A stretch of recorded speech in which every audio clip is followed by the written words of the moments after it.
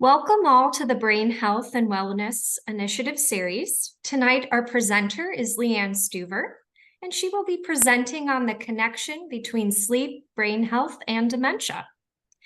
My name is Hannah Doles, and along with my colleague, Nicole Hale, we provide care navigation in the JFSA Dementia Care Navigation Program.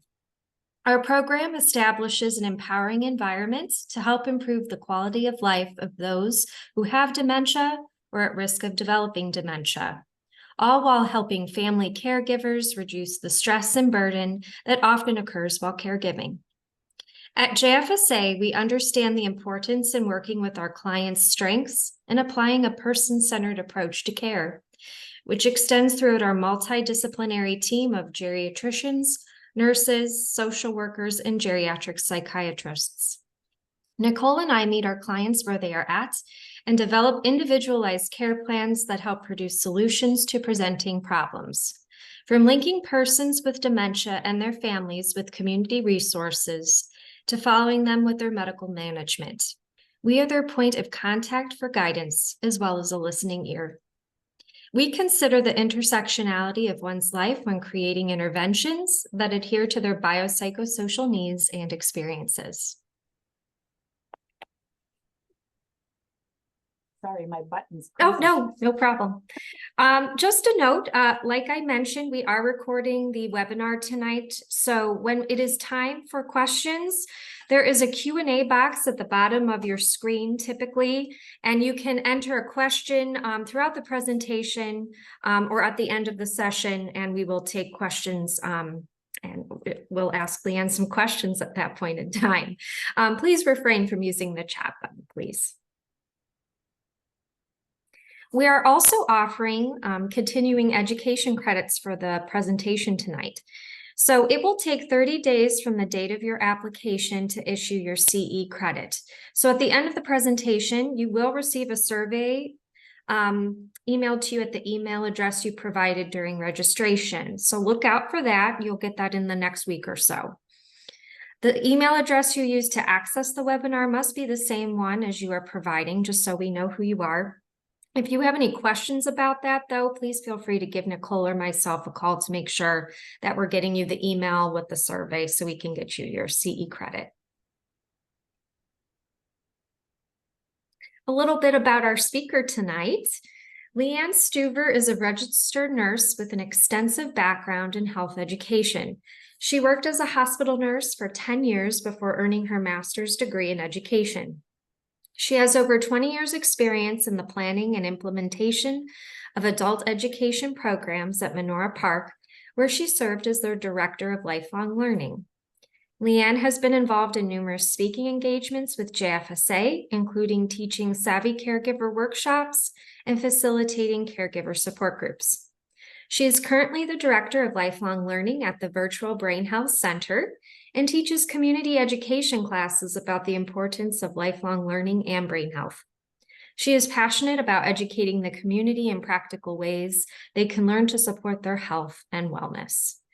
Thank you, Leanne, for being with us tonight. Thank you, Hannah. It's great to be back. And thank you to everyone who has joined in this evening on this rainy, gloomy evening. Sleep is probably high on the list of all of us. So hopefully talking about sleep and hearing the rain won't put you to sleep during the presentation, but hopefully we'll be able to learn about a little more about sleep and our brain and how to get a good night's sleep to help keep our brain as healthy as possible. While we're thinking about sleep, sleep is very important to our daily routine. If we add up all the hours that we sleep throughout our lifetime, it comes to be about a third of our life we're asleep. So that's a big chunk of our existence that we spend sleeping. Some of us more than others, but still a big chunk of time. The important thing is that quality sleep is vital.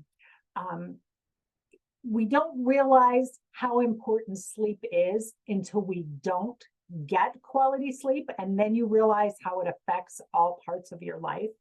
but it's just as essential to our body's functioning as food and water is. So we need to start prioritizing our body's need for sleep to optimize our body health and our brain health. Sleep affects almost every body system. So it can affect our heart, our lungs. It can affect our metabolism. You may see a lot of articles coming out recently about weight loss. And one of the things they're recommending is that people need to get a good night's sleep if they're trying to lose weight. That has to do with our metabolism. It affects our immune system. So if we don't get enough sleep, our immune system doesn't work as well. It also affects our mood. I think we all can attest to the fact that we may be a little more short-tempered or not as pleasant if we have had a few nights bad sleep. And most importantly, sleep is a huge factor for our brain. And I'm going to tell you why. Now, for most of you who have been to some of my presentations, you know I get a little overexcited about the parts of the brain and what they do for us. So bear with me for a couple of slides, and then we'll go back to being more practical. But there are several brain structures that are very important for our sleep process. So according to the National Institutes of Health, and that's where I got this picture and the information, these are the areas I want you to think about. So the hypothalamus is the first one. It's kind of right there in the center of the brain if you follow those arrows.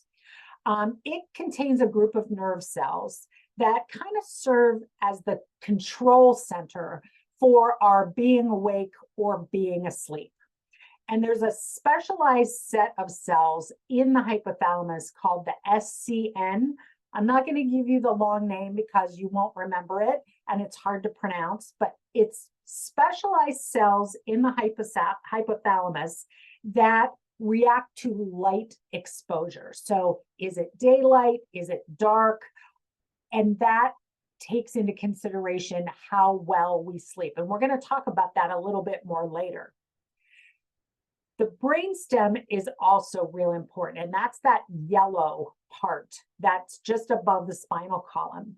The brainstem communicates with that hypothalamus that we talk about and controls the transitions that we make through falling asleep, waking up. All those transitions are controlled by the brainstem. And it also, that pons and medulla areas are also involved in whether we're in that REM sleep, that deep dreaming state that we're going to talk about a little bit later. Another area that's real important in the brain is our thalamus. It is the relay for information from our senses to our brain. And it's kind of the area that during dreams, if your body moves, maybe you've noticed even your pets, when they're dreaming and they look like they're running when their legs are moving, that's what the thalamus connects those body movements with our dreams.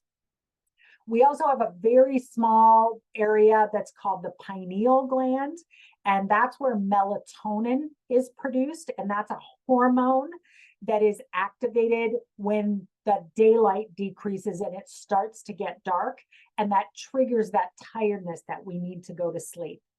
And the last area is the amygdala, and that's the blue little centerpiece. It is also very active during REM sleep when we're dreaming, and it has to do with the emotions of our dreams. So when you wake up from a dream and you're scared or you're happy, those emotions that are triggered during your dreams, it's your amygdala that has been triggered during that dream to have those emotions. Now, if you think about it, we just talked about a lot of areas of the brain that are involved in whether we get a good night's sleep or not. So it's not just one little area of the brain. There are a lot of things that work in concert together to help us to get a good night's sleep. One of the most important things that happens when we are getting a good night's sleep is our brain has this cleaning mechanism that cleans our brain while we sleep. Now, it also happens while we're awake, but it's much more active when we're asleep. And this system is called the glymphatic system. You've probably heard of the lymphatic system. That's all the lymph nodes throughout your main part of your body that help clear out toxins and infections. Sometimes when you have swollen lymph nodes, they've gathered up bad products and are flushing them out. The glymphatic system does the same thing in our brain. It cleans it out. Now, this system was pretty recently discovered in 2012 by scientists at the University of Rochester Medical Center, are the ones that came up with the functioning of this glymphatic system. And the cells that are part of this system are called glial cells. It's Glial, so glial cells. And these are cells that are supportive, like our lymph cells are in the rest of our body, but they help clean out all the toxins that are formed in our brain. Our brain has a lot of chemical and electrical things that go on in order for our brain to do what it does. And all of those chemical and electrical reactions have waste products that then get stored in the brain. So this glymphatic system, when we're in a deep sleep, cleans all those waste products up and cleans them out of our brain. If we don't get enough good quality sleep, those toxins start to build up and our brain doesn't work as well. And the two proteins, the beta amyloid and the tau proteins that are shown to be a cause of Alzheimer's disease, are some of the things that are cleaned out by our glymphatic system. So not getting enough good quality sleep actually puts us at higher risk for developing Alzheimer's disease because these products are not cleared out of our brain. Now, it's hard to picture where these waste products go in our brain. And nerve cells in our brain are called neurons, and they kind of look like these tree trunk kind of looking things on these slides. And that's called the axon. And then there are dendrites that come off. Those are those branches. And that's how they connect and communicate with each other. All of that empty space in between all of those neurons is filled with cerebral spinal fluid, the same fluid that runs down through our spinal column. In those spaces where the cerebral spinal fluid is where those waste products accumulate. So it's in those spaces that the glial cells go to work.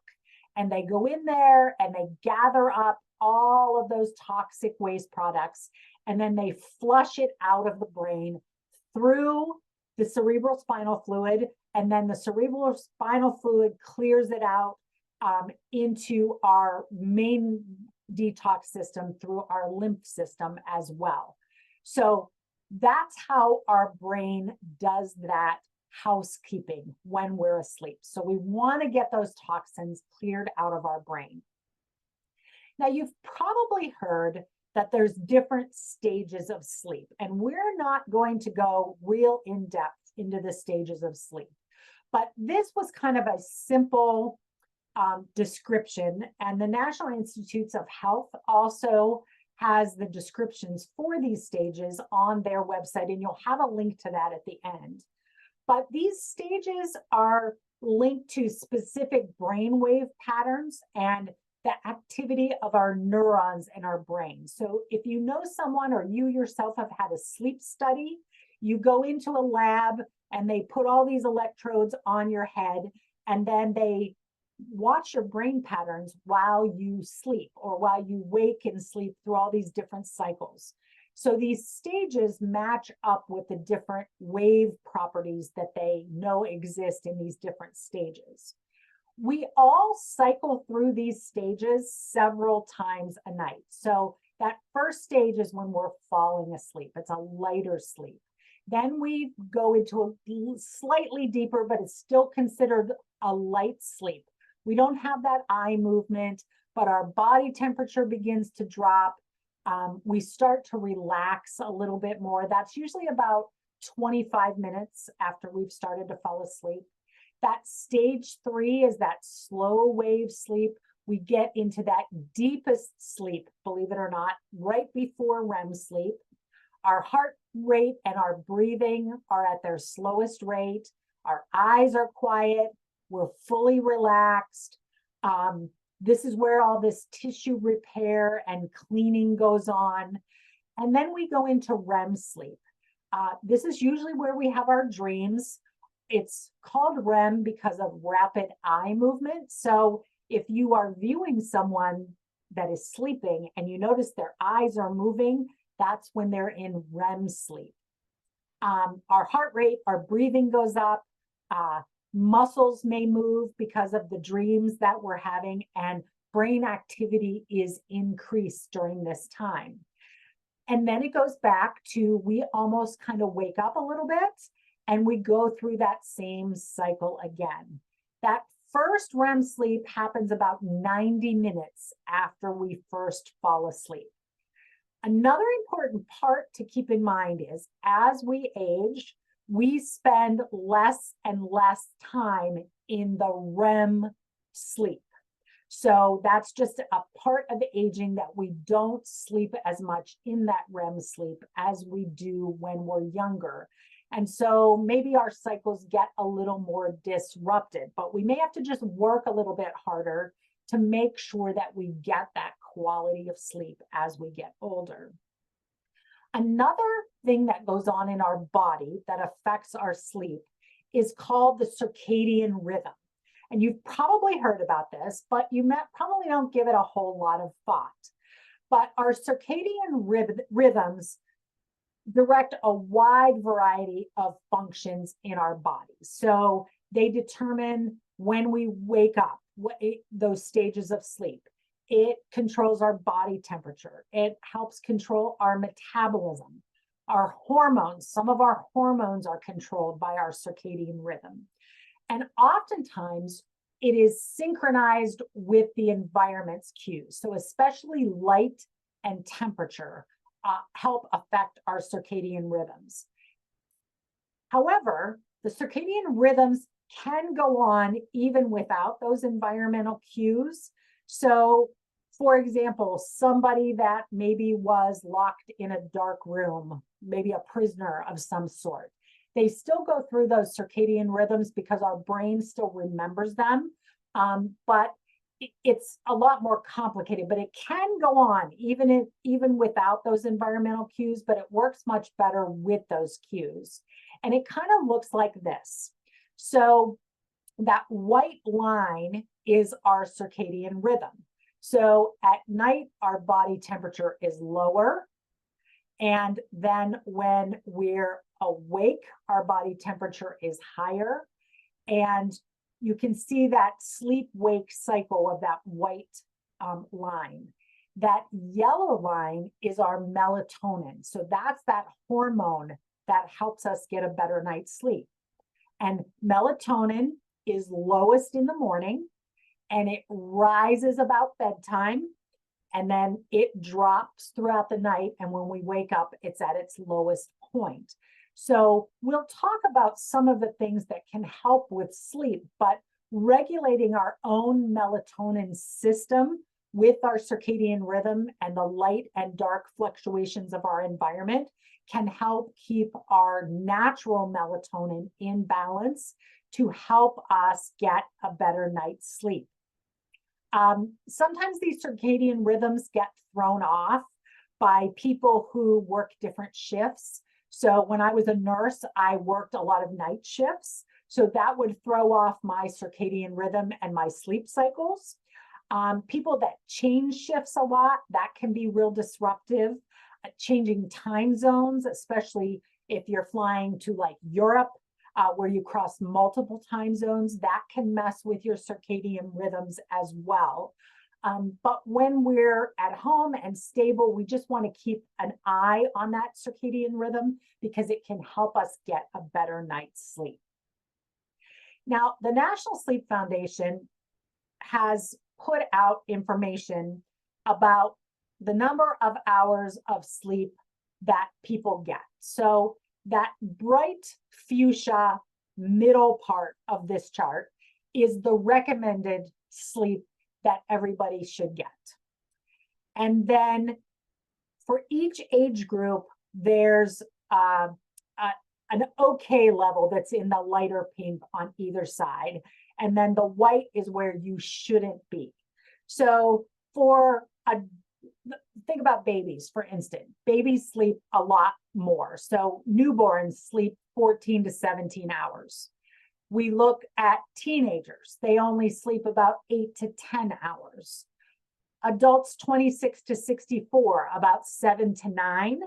Older adults, older than 65, it's usually recommended 7 to 8 hours. But some people might sleep 9, some might sleep 5 or 6. We all have a different sleep tolerance, but we need to know where we fall. We need to know how we feel the next day and what our sleep requirements are, because that's when our body and our brain function best, when we hit that right part for us.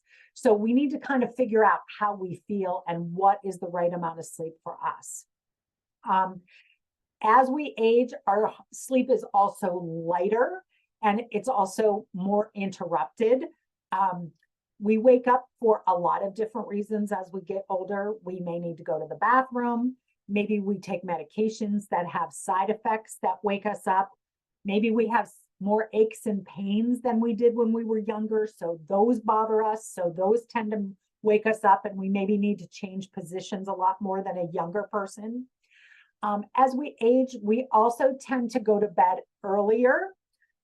But keep in mind, my kids laugh because I am a go to bed earlier person, but I'm up earlier in the morning. So my hours of sleep have not changed.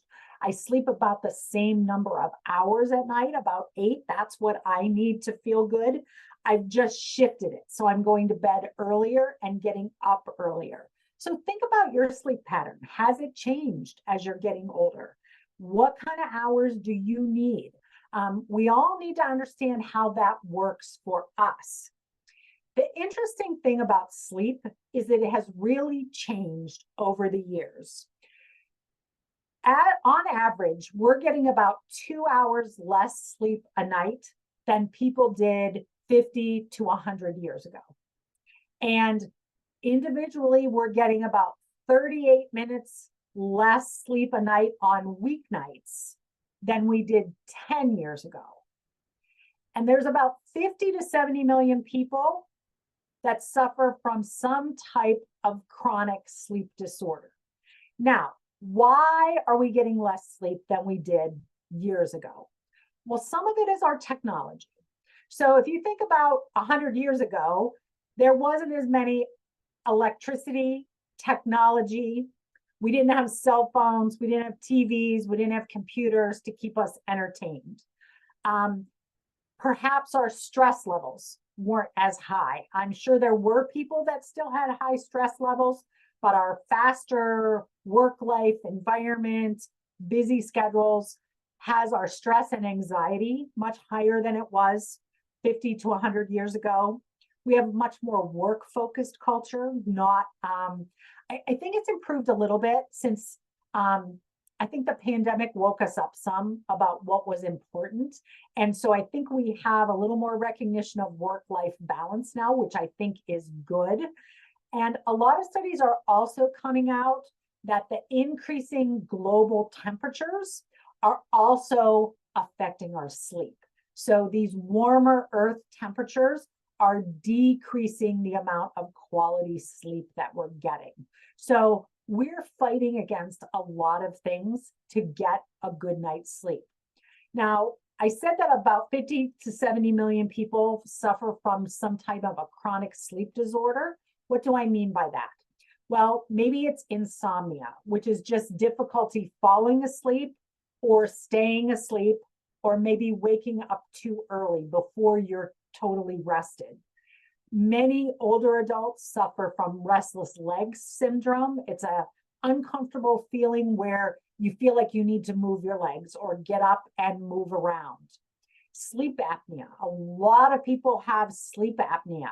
Maybe they snored a lot, had fitful sleeps, were gasping for air when they wake up. It can cause heart disease. It can cause headaches. It can impair our memory and increase depression.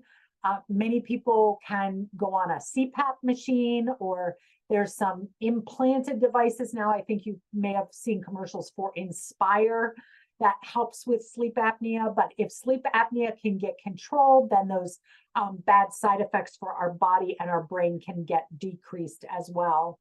And there's also a REM sleep disorder as well. People act out their dreams, actually get up and get out of bed and do things, and that's a more disruptive sleep cycle. And 75%, or if people have a REM sleep disorder, they're at 75% higher risk of developing Parkinson's disease. So it's definitely damaging to the brain and the nervous system if we don't get a good night's sleep. So what else do we notice when we don't get a good night's sleep? So think about nights that you have not slept well, or you haven't gotten enough sleep for whatever the reason may be. You may have concentration issues or have trouble paying attention the next day. If you need to learn new things, you may not learn them as easily a day after you haven't slept well. You may notice your memory doesn't work as well after a bad night's sleep. You may not process information as well. You may make bad decisions because of that. So a lot of poor and risky decisions are often made after a poor night's sleep. We often also don't tend to feel empathy for others as much when we're sleep deprived. So we may not understand someone else's concerns or plights. Lack of sleep puts you at a higher risk of dementia. That is proven by science. And it also puts you at a higher risk of depression or other mood disorders. So sleep is very, very important to our brain and our body. So sleep disturbances are linked to this increased risk of developing dementia. And the reason they think this is because of those accumulation of those waste products that we talked about earlier, that the lymphatic system doesn't have a chance to get cleared out of the brain. By leaving those waste products in the brain, we have more inflammation in our brain and in our body too, but specifically in our brain.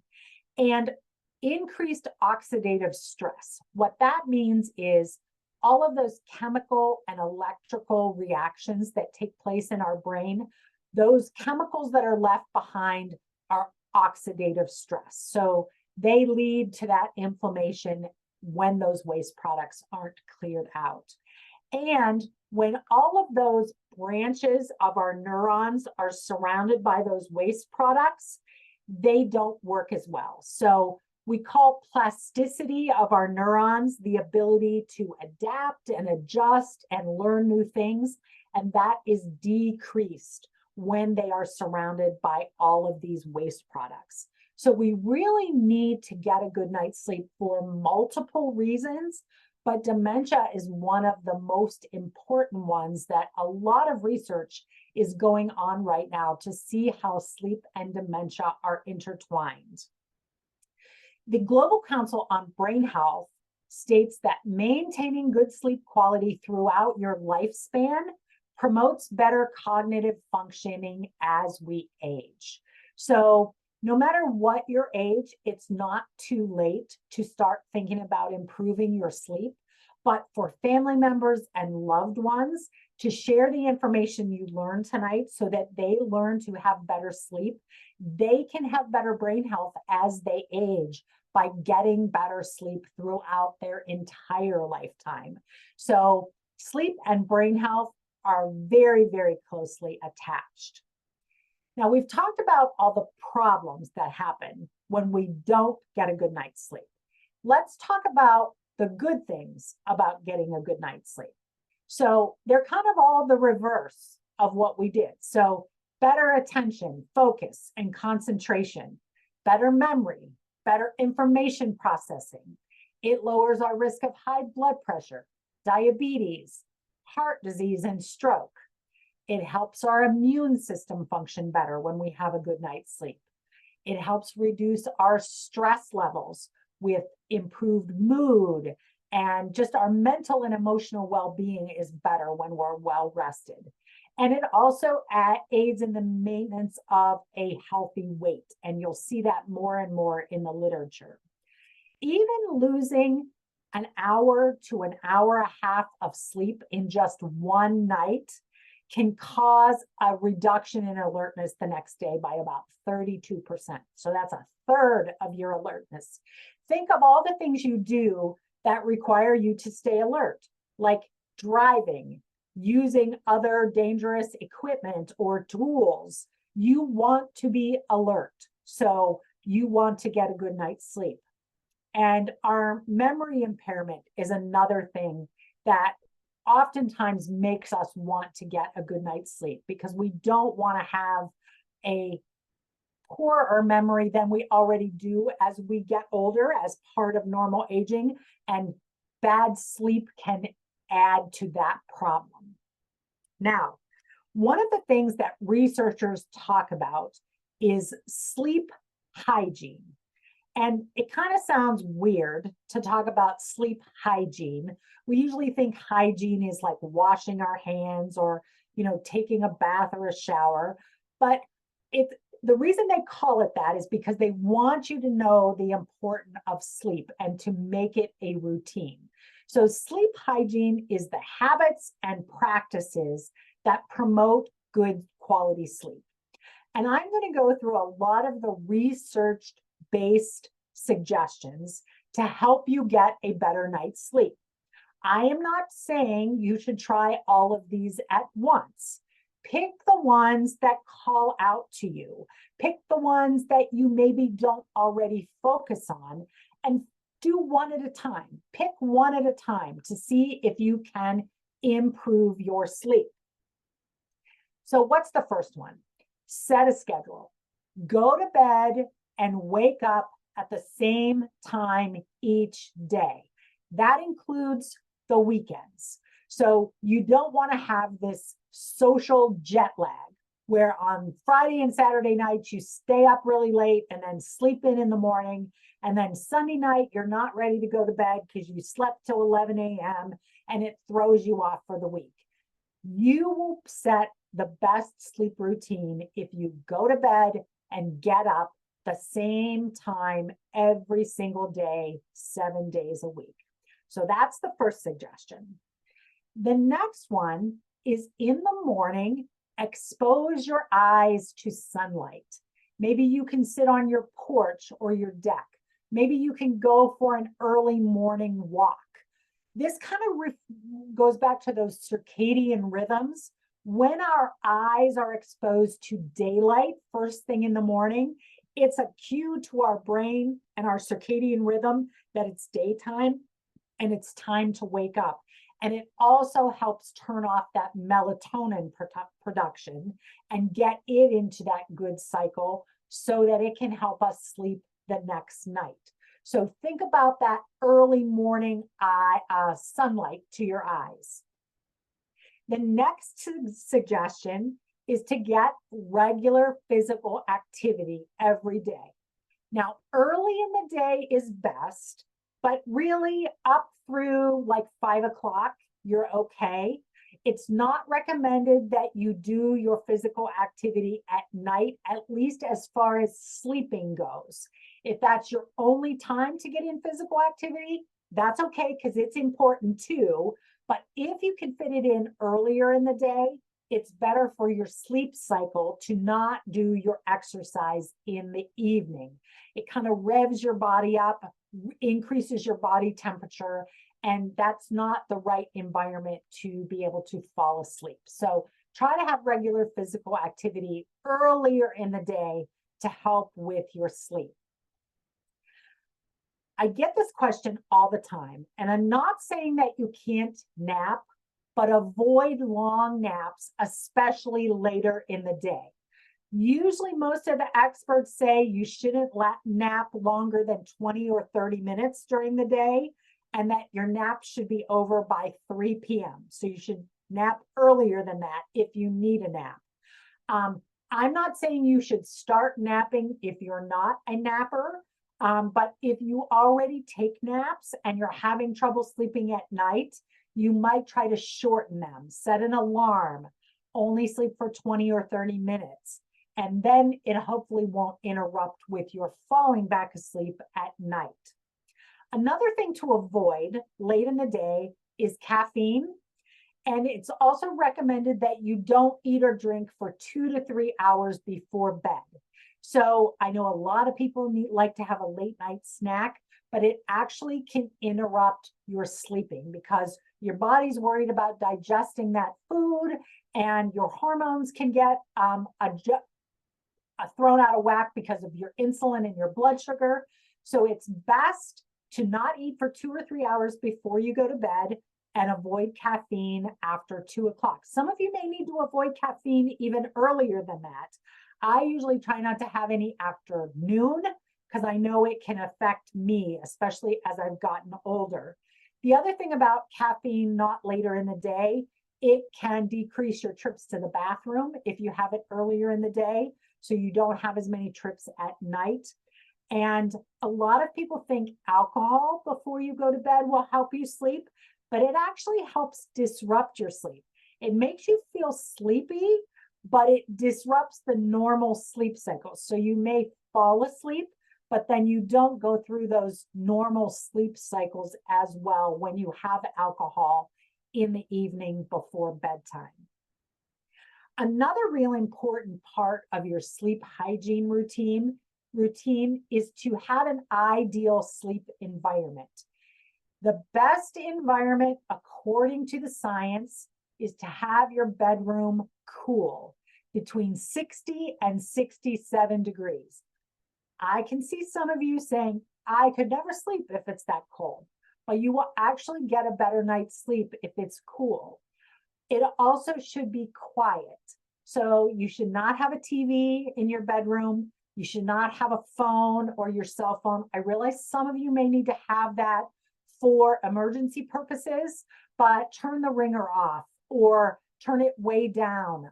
If you have a smartphone and you get notifications of things, turn those notifications off or put it in do not disturb overnight so you don't have that. You also want it dark. So even if you need a nightlight for safety in the room, maybe you can wear sleep masks like you see these people wearing on the slide. So you could wear the sleep mask to make it darker, but then you could take it off so you could safely get to the bathroom. And for those of you with pets, having pets sleep in the bedroom with you can be very disruptive. When they get up, when they move around, when they shake, when they jump on the bed, it disrupts your sleep. Sometimes you can also utilize some background noise as part of your environment. Some people like to have a fan running, that monotonous noise. There are sound machines that produce, used to only be called white noise. Now there's different frequencies. You can have pink noise, you can have brown noise to see what works for you, but those can help put your environment into a better sleep environment for you as well. Another real important thing is to have a bedtime routine. Think back to if you have kids or maybe you spend time with your grandkids and sorry, I muted myself.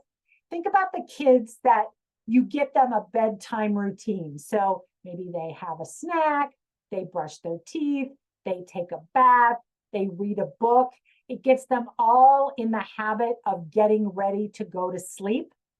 We want to do the same thing as adults. So we want to find that relaxing bedtime routine that cues our brain and our body that it's time to sleep. So we want to try to have at least 30 minutes before we crawl into bed for this relaxation time.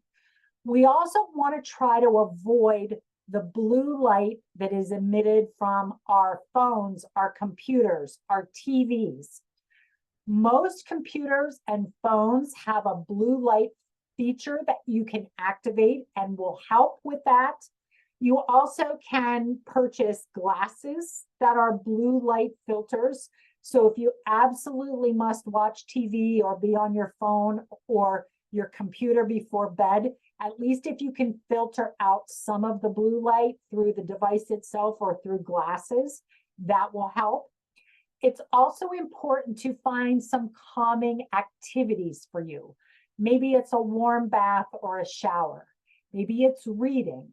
Maybe it's listening to soothing music or having some herbal tea. Whatever works for you. And everybody in this room probably has something different that would work for them. But find what works for you to get your body cued that it's time for bed and time for sleep. Aromatherapy can sometimes help with that as well, whether it's essential oils that you have in a diffuser, maybe it's aromatherapy candles that you might light. You can also buy the skin safe essential oils that you could put a few drops on your pillowcase or in a relaxing bath. The scents that are most tied in with relaxation and sleep are lavender, chamomile, and sweet marjoram.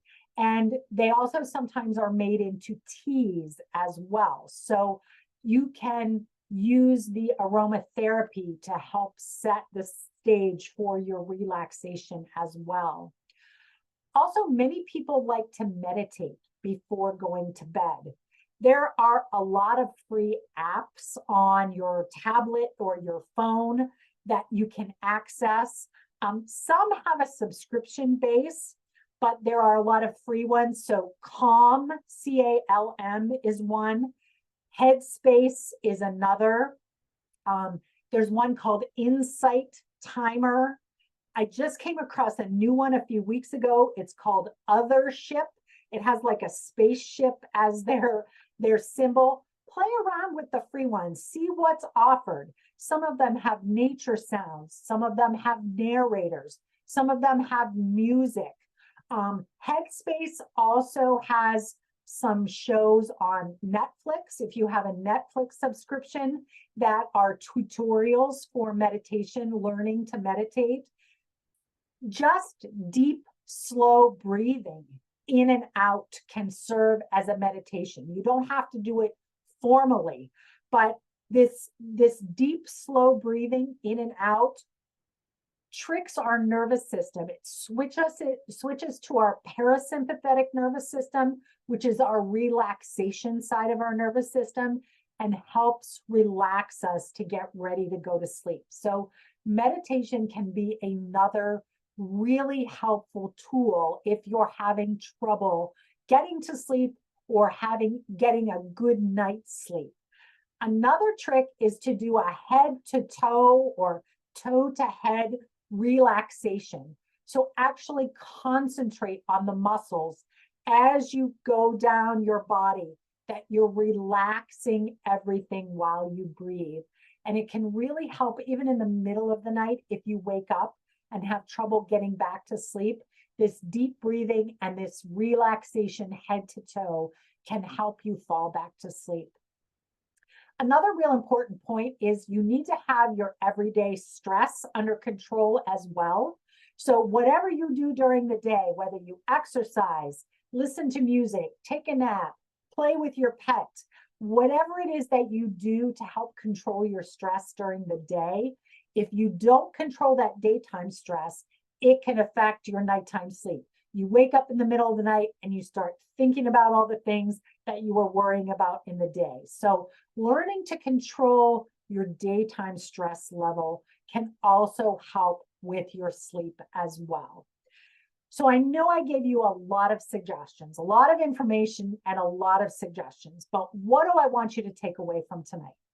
So I want you to actually think about how much sleep do you get? and how good is it? So think about the quantity and quality of your sleep. Maybe keep a journal that you write down. How many times did I wake up? Do I feel rested? How many hours did I sleep? There's a lot of the fitness trackers. So a lot of the wearable, either a watch or the rings that you now can wear that track your heart rate and your fitness level, also can track your sleep. So if you have one of those, check and see. I think the Apple Watches also do it. So there are technical devices that can also help you monitor your sleep, but you can do it the old-fashioned way, just with pen and paper as well. And think about, do you have a sleep hygiene routine? Some of you may, but I'm guessing a lot of you do not. And think about how you can start one. And think about the suggestions that I brought up tonight. Are there ones that resonate with you and that you would be willing to try and see if they help you get a good night's sleep? Now, after you fill out the evaluation that you get from JFSA about this program, you will get a copy of the slides. And I've put several resources on this resource slide for you to be able to check out. So there's a great article by the National Institute of Health about brain basics, understanding sleep, that can remind you of some of the things about the circadian rhythm and the sleep cycle and all that stuff. Dr. Sanjay Gupta he has a couple of great books, but this 12 Weeks to a Sharper You is a workbook that helps you work on a lot of health things, but there's a chapter on sleep that are actually some things that you can track. And then AARP has a great article about the brain sleep connection that you might be interested in reading more about. So you will have the links to those in the slides when you get those at the end when you fill out the evaluation. So now I'll be glad to open it up to questions. Thank you, Leanne. You're welcome. So just a reminder, please use the Q&A function to submit any questions, and I will pass them on to Leanne. And I have a couple waiting for us already. Okay, great. Someone asked, are medications given to induce sleep helpful or counterproductive? You know, that is a really loaded question. So there are often times that if trying all of these non-medication routes are not working, your physician may decide that you need to try a prescription sleep medication. And there's a lot of different kinds. And sometimes it's trial and error to see if one works for you. A lot of times they're not meant to be taken forever, but maybe get you to sleeping a little bit better and then wean off of them and then try to see if your body's gotten into a better regulation that you can control it without the prescription medications. Many of them have a lot of side effects that need to be monitored. You may have heard the stories of one of them is Ambien. And there were people that actually got up in the middle of the night and went and drove their car and were not aware, or sleepwalking where you might fall downstairs or do something unsafe, especially if you live alone and there's nobody to alert you that you're up and doing things on these medications. So a lot of the prescription sleep medications can be helpful to break the cycle of having bad night's sleep and then hopefully ease you into, but in my personal opinion, they should not be used long-term, and the side effects need to be closely monitored with someone in your environment and your physician to make sure that you're safe while you're sleeping deeper because of those sleep medications. So hopefully that answers the question. You.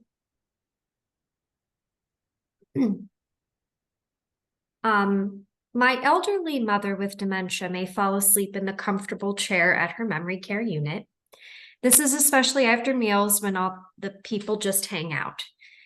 Is there not really there may not be really anything one can do at this point. I'm told that my mom does get up a lot in the middle of the night and wants to visit or be with staff. Does this still sound okay for someone with dementia? Yeah, it gets a little more confusing with someone with dementia because it's harder, especially in a residential setting, for them to keep people busy all of the time. So it's not unusual for people with dementia to sleep more during the day. And it's not unusual for people with dementia to have more sleep disturbances at night. I'm not sure it's directly tied to the napping during the day. The brain functioning during dementia just kind of messes with that sleep-wake cycle. So I think the fact that she maybe is getting some quality sleep while she's comfortable in that recliner is a good thing for her brain. And at least when she's waking up at night at a residential facility, there are staff there. It's not the family that has to be getting up with her. So I think it's okay. Obviously, my answer would be different if this person was at home with you and disrupting your sleep at night because you had to be up with them. Then it might be a different conversation. But because they're in a senior living facility, I think it's okay. And honestly, my experience, if you tried to disrupt that with the staff, it probably wouldn't go over real well anyways. With a lot of the less staffing that are in a lot of the facilities. So I would not be overly concerned about it. It's probably more the dementia that is disrupting her sleep-wake cycle at night, not the fact that she's sleeping during the day. Thank you very much.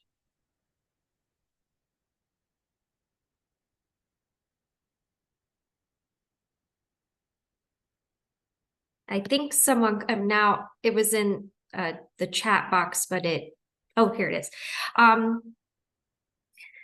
What if your partner snores all night and it keeps me up all night? Yeah, this is a challenge. And um, well, let's see. There are a lot of things that you can do and still stay in the same room. So you might want to invest in some really good earplugs, like doctor fitted earplugs. And I can speak to this. My older son is a huge snorer. And so I've gotten a lot of these suggestions from his wife. She has been fitted for very good earplugs that she wears. She also has one of those noise machines. So she has it beside the bed. Now, I know that sounds counterintuitive that you have good earplugs and a sound machine, but it's kind of it kind of is both. She's hoping the sound machine helps my son maybe get a better night's sleep. But so I'd say earplugs, I'd say sound machines. I also hear people swear by the adjustable beds, which I know are a little more expensive. But if your partner is laying more flat or on their back and you can sit them up a little, that will sometimes stop the sleeping. So sometimes the investment in the adjustable beds can help with the sleeping. And I know a lot of people that sleep in separate rooms. Because if it's affecting your sleep to a degree that it's affecting you the next day, then you may have to make that decision that you need to sleep elsewhere in order to get that good night's sleep. But there are things you can try to stay in the same room. It's just a matter of how much effort you want to put into it. But I don't think the sound machines are real expensive and they can help. You can even just run a fan, like a floor fan that just has that monotonous noise, can also help. So try some of those simpler things before you go the expensive adjustable bed route. Thank you. Here's a question. There are people that wake up in the middle of the night and then can't get back to sleep. And what do you do then? I hear you're not supposed to read, things on your phone. So what are some things you can do to try and get yourself back into sleep? the first thing I would do is get up and go to the bathroom, because I think a lot of us wake up and don't want to get up and think, well, I'll fall back to sleep. And because we have to go to the bathroom, we don't. So the first thing I want to tell you is get up and go to the bathroom, because that's one of the first things that will oftentimes wake you up. Then I really want to encourage you to try the deep breathing in and out, or that head to toe kind of relaxation. Relax all those facial muscles, relax your neck, your shoulders, your arms, your fingers, go all the way down. Work on doing that relaxation, and that oftentimes will help get you back to sleep. If you're one of those people that once you're awake, your brain kicks into high gear and you're thinking of all the things you have to do the next day, or you're solving problems that you didn't solve the day before, keep a little pen and paper beside your bed and jot a few of those things down, get them out of your head and onto a piece of paper beside the bed, and then try to do some of those relaxation things. I also don't think it's bad if you get up and go to another room and maybe have a very soothing, relaxing book. Don't have some thriller or, something that really wakes you up, but maybe a book of poetry or short stories or something like that, that maybe you go and read for 15 or 20 minutes and then see if you can come back to bed and fall asleep. I would try to stay off social media and your phone, or turning on the TV, because that's more light. A soft white reading light would be better with a book than an actual device in the middle of the night, as far as kind of trying to keep you in that sleep cycle. But those are some of the first things that come to mind. Thank you. I think we have time for one more question. I understand that melatonin and magnesium have been suggested for sleep. Can you comment on those types of supplements? Yeah, another thing that I definitely want you to talk to your healthcare provider about before you would do any of these. But melatonin was all the rage a few years ago. And it seems now in the journals that it's not as highly recommended. I think what was happening was people were taking melatonin and then finding that they needed to keep increasing the dosages. And I don't think it's the first go-to anymore as a supplement for sleep. They'd rather you get your own melatonin cycle regulated, because that works much better than the supplement. I think magnesium is one of the newer things that a lot of physicians are recommending. The good thing about magnesium is you really can't overdose on magnesium because it gives you diarrhea. So if you're taking too much, you get diarrhea and you have to back off. So there are several supplements and also creams, hand creams, body creams that have magnesium in them that people find are very helpful.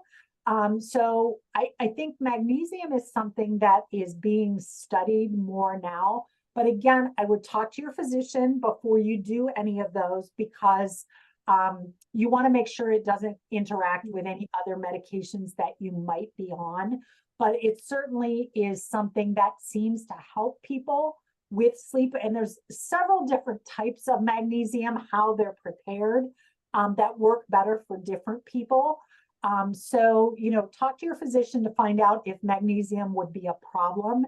And then you might even be able to talk to like someone at the health food store or a holistic nutritionist that would know the different types of magnesium that might work best for sleep. But it's certainly something to check into, but start with your healthcare provider first before to make sure there's no contraindications for you.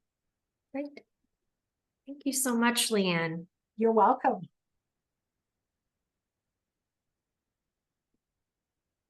So just so you are all aware, as we've mentioned, we do have a dementia program at JFSA. Nicole and I are care navigators. We serve people in the community living in their own homes who may have a dementia diagnosis. We also work very closely with the family caregivers involved. So if you have any questions about our program or how we may be able to help your family, please feel free to give us a call or email us, and we'd be happy to connect with you. We have 2 geriatricians on our team as well. Nicole and I work very closely with them, and they see our clients at our Allison's Place clinic at our Pepper Pike location. And they are very helpful in really collaborating with the families and getting recommendations into place to keep our clients at home as long as possible. Also on our team, Frank Petrelli, he's our general psychologist, and he assists us with our cognitive testing. Pamela Lynch, she is part of our Caregiving with Confidence workshops, and she's also a support group facilitator. So if you are a caregiver, you may meet her on those programs. And of course, Leanne, who assists us with our brain health and wellness presentations. Our additional resources for the program, as I mentioned, we have our Caregiving with Confidence workshops. We actually will be hosting a new workshop starting in November. So if you know someone who might be interested in that, please give us a call. We have a virtual support group that meets the 2nd and the 4th Mondays of the month at 1:30. Our ongoing Brain Health and Wellness Initiative series, which also meets virtually. We're excited to announce that next month we are hosting an in-person symposium instead of our normal brain health and wellness virtual opportunity on the 4th Thursday of the month. So please note, it is going to be on Tuesday, October 10th. I know here it says 6:30, but it's actually from 9 to 11:30 in the morning. And I will be sending out much more information about this. And because it's in person, this is limited to a certain number of seats, and we still do have seats available. So I just wanted to note that, and we're having Dr. O'Toole with us, Lori Steiner, who's an elder law attorney, and Pam Lynch discussing some of our caregiver support. So I hope if you're a family caregiver or a professional, you are more than welcome to attend this program, and we will be offering CEUs for the event. And so if you have any questions, please feel free to contact Nicole or myself. We hope you'll join us on October 10th. And just so you know, there will be no evening program next month in October. So we will reconvene in November with our usual schedule for our Brain Health and Wellness Initiative series. So thank you all for coming tonight. And we are recording this, as I mentioned, so please look for this on our JFSA YouTube page. Thank you for being with us tonight, Leanne. Thank you for having me, Hannah. Great. Thank you. Take care, everyone.